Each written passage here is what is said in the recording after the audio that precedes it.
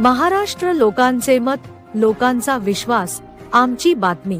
भारतीय जनता पार्टीचा अरे या राहुल गांधीचा करायचं काय? खाली मुंडका वर पाय, या राहुल गांधीचा करायचं काय? खाली मुंडका वर पाय, अरे या काँग्रेस पक्षाचं करायचं काय? खाली मुंडका वर पाय। भारत माता की जय, जय श्री राम, जय श्री राम। देश का नेता कैसा?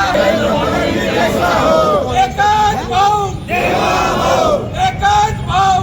काँग्रेसचं करायचं काय? खाली मुंडका वर पाय, अरे मुर्दाबाद, मुर्दाबाद, राहुल गांधी मुर्दाबाद, मुर्दाबाद, मुर्दाबाद, राहुल गांधी मुर्दाबाद, मुर्दाबाद, मुर्दाबाद। राहुल गांधी मुर्दाबाद। एक काम करो, चूड़िया पहन के डांस करो, राहुल गांधी एक काम करो, चूड़िया पहन के डांस करो। भारत माता की जय, क्या करो? चूड़िया पहन के डांस करो, राहुल गांधी एक काम करो, चूड़िया पहन के डांस करो। जय श्री राम, जय श्री राम। भारतीय जनता पार्टीला अरे काँग्रेसचं करायचं काय? खाली मुंडका वर, भारत माता की जय, भारत माता की जय। जय श्री संसदेचं अधिवेशन चालू आहे। आमच्या देशाचं सगळ्या मतदाराचं लोकशाहीचं आदराचं मंदिर हे संसद भवन आहे आणि अशा संसदेमध्ये देशाच्या विकासाची, देशाच्या प्रश्नांची चर्चा सुरू असताना काँग्रेसचे नेते राहुल गांधी जी हुल्लडबाजी करतायत, जे मकरद्वार आहे, ज्या मकरद्वारावर संसदेच्या प्रमुखाने तिथे कुठलंही आंदोलन, निदर्शनं करण्याला बंदी केलेली आहे, अशा आमच्या सर्वोच्च या संसदेच्या दारामध्ये बसून राहुल गांधी 20 खासदारांना घेऊन जी चाय बिस्किटची पार्टी करतायत, ते आमच्या संसदेचा मोठा अपमान आहे।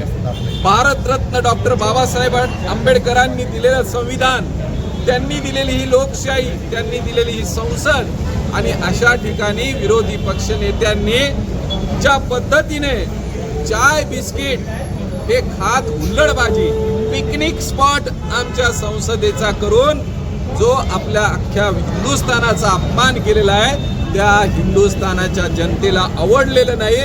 म्हणून आज आम्ही सगळे भारतीय जनता पार्टीचे कार्यकर्ते देशभरामध्ये राहुल गांधींचा, त्यांच्या सहकाऱ्यांचा, त्यांच्या खासदारांचा निषेध करतो, धिक्कार करतो आणि त्यांना या संसदेच्या अपमानाचं उत्तर जनतेला द्यावं लागेल। पण चाय पे चर्चा हा जो प्रकार आहे तो नरेंद्र मोदींनी चाललेला आहे।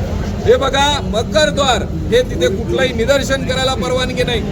गॅसचा विषय आपण बघताय की इराण, इस्रायल, अमेरिकेचं युद्ध सुरू आहे आणि अशा परिस्थितीमध्ये इराणमधून 3 जहाजं 9,500 कोटी 9,500 टन गॅस आपल्याला इराणच्या सगळ्या जहाजांची बंदी असताना फक्त भारताचे जहाज सोडलेली आहेत। अमेरिका इराकचा शत्रू आहे, इराणचा शत्रू आहे आणि त्यावेळेला इराण आमच्या भारताच्या रिलायन्सशी करार करतोय व्यवसायाचा।